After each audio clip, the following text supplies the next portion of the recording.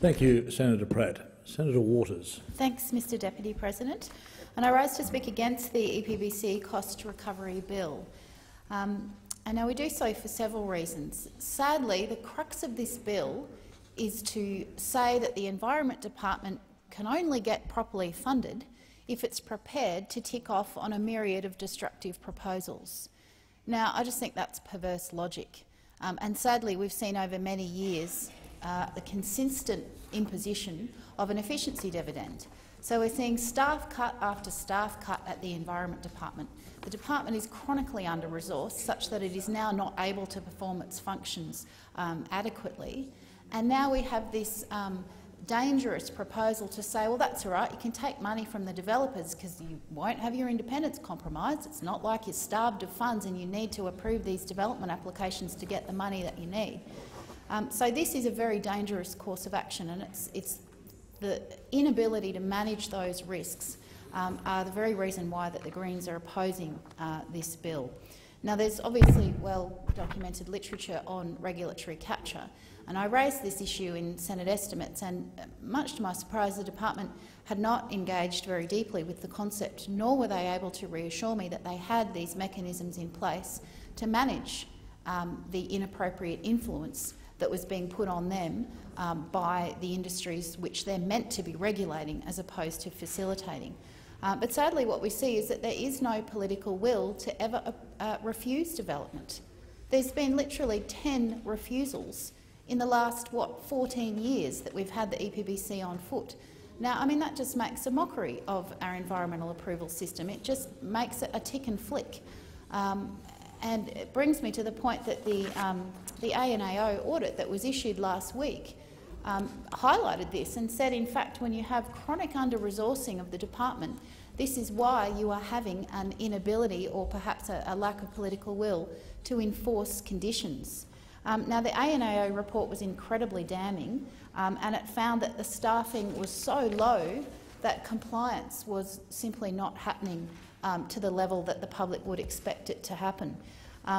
Now, I mean, this has been an open secret for so long. Everybody knows, sadly, that developers can get away with blue murder because the department simply isn't enforcing its own conditions.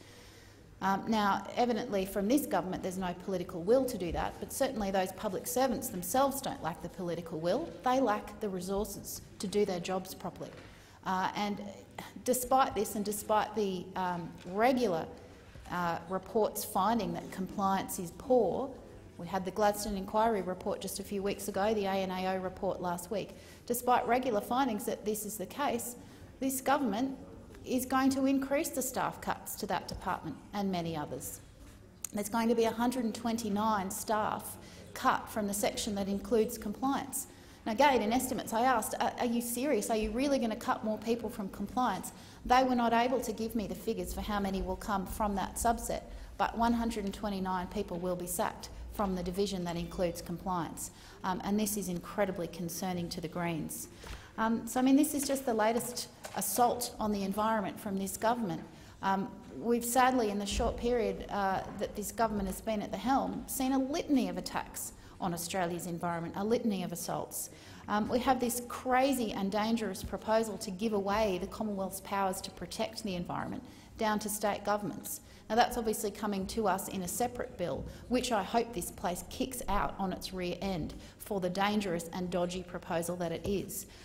This plan to say that the Commonwealth could no longer stop development in World Heritage areas, could no longer save the last remaining habitat of a federally threatened species. I mean, what planet are we on?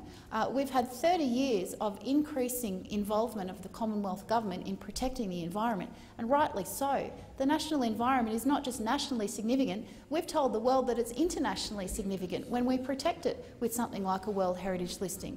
The notion that you could put the state governments in charge of that, and even, as this government wants, the local governments in charge of that, it just boggles the mind. You seriously could not think of a worse proposal for the environment. And it comes, of course, at the worst possible time in history, when we are in a climate crisis, we're in a biodiversity crisis, and all of our environmental indicators on soil health, land health, marine are going down. Sadly, that's just the first assault. There's been so many others. We don't have a Minister for Science anymore. We don't have a standalone Minister for Climate Change because, of course, climate change is crap, according to this Prime Minister. We don't have funding for the Environmental Defenders Offices anymore, the only independent public interest community legal centre that helps the community enforce environmental laws. Senator George Brandis decides that no, he doesn't like the fact that the community can enforce the law, so he's abolished that funding to the EDO. We've of course got the attempt to roll back our climate laws, which again I hope this place stands firm on and sends packing, because we desperately need to do something about climate change, and the system we've got in place is the best system that we can have, that's designed to be improved and is designed to set this country and our grandchildren up for a livable future. Abolishing the Climate Commission. Of course, this government is trying to do that, as well as abolishing the Clean Energy Finance Corporation and the ARENA. Again, economic lunacy to not invest in renewable energy, to not invest in the future, the job creation and the clean energy that those bodies have been facilitated, and the fact that the CEFC is making us money when we're in this so-called budget crisis. Where on earth is the rationale for abolishing that body? Of course, the approval of the world's largest coal port in the Great Barrier Reef comes in on number 7 on my list of the Abbott government's assault on the environment. I don't know in what universe that's considered acceptable, given the hundreds of scientists and the many thousands of community members and the international condemnation from the World Heritage Committee, who've come out saying that not only is climate change a huge threat to the reef, on top of crown of thorns and water quality from runoff, but dredging and dumping is the latest threat to the reef. And yet we have the world's biggest coal port approved by the Abbott government at Abbott Point. Perhaps he just liked the synergy there with his name. Reef Rescue, that fantastic program that's been working with farmers, sadly we have $40 million that's been cut out of that successful program. The Water Commission, that too has now been abolished. Again, an independent body that was doing excellent work and providing independent scientific advice. This government not so keen on science, prefers to listen to, I don't know, the IPA. The attempt to delist the Tassie forest, thank goodness overnight that was roundly rejected by the international community and the World Heritage Committee, and even one country calling the attempt feeble. Thank heavens we still have protection for those beautiful and important forests. Unfortunately, the Prime Minister thinks we've got too much forest locked up in national parks, because apparently he doesn't realise that actually half of Australians like to visit national parks on a regular basis, and that actually tourists kind of like to visit them too. So it's not just good for biodiversity, it's actually also good for our economy. But no, we've got too much forest locked up. Dismantling the world-leading marine protection laws. Again, attacks on not only the environment but an assault on the economic profitability and the tourism sector. All of the mega mines proposed for the Galilee Basin in my home state of Queensland, which would be a climate disaster should they to proceed, including for the likes of Mr Clive Palmer and Gina Rinehart. If we open up the Galilee Basin and mine all of that coal, it would make that region, that basin, the 7th largest carbon emitter in the world, right when we're in a climate emergency, and right when we should be at every moment thinking of the lives that we will leave for our grandchildren. The list goes on, unfortunately, refusing to give landholders the right to say no to coal seam gas or coal on their land because of the huge threats to groundwater and to surface water for that matter, and to the very farming operations themselves. Now, I mean, so much for standing up for the farmers. We've seen, I've brought bills before this place, I've brought motions. We've not received support for those actions to try to protect land and water from the rapacious fossil fuel industry, which is thankfully coming to its end. Of course, do we want to fix the mining tax and raise some revenue in this so-called budget crisis? Nah. We just want to give the big miners what they want, so this government wants to abolish the mining tax. They're already seeking to abolish the Biodiversity Fund, one of the few measures that has actually been helping to rehabilitate land and has been available for land managers to access support for the good land management that they do and could have been funded to do. No, they want to abolish that as well. Cape York World Heritage nomination, where did that go? Well, it got delayed And now we find out in estimates that the staff have been slashed to progress that nomination. There used to be 5.7 and now there's only 1.5 people progressing that. Now, the traditional owners want that listing. They were so close to finalising the consultation, they were about to put the lines on the maps, and this government has pulled the rug out from underneath them because they are not committed to World Heritage. And of course, Landcare funding, slashing that, almost $500 million slashed out of Landcare over 5 years.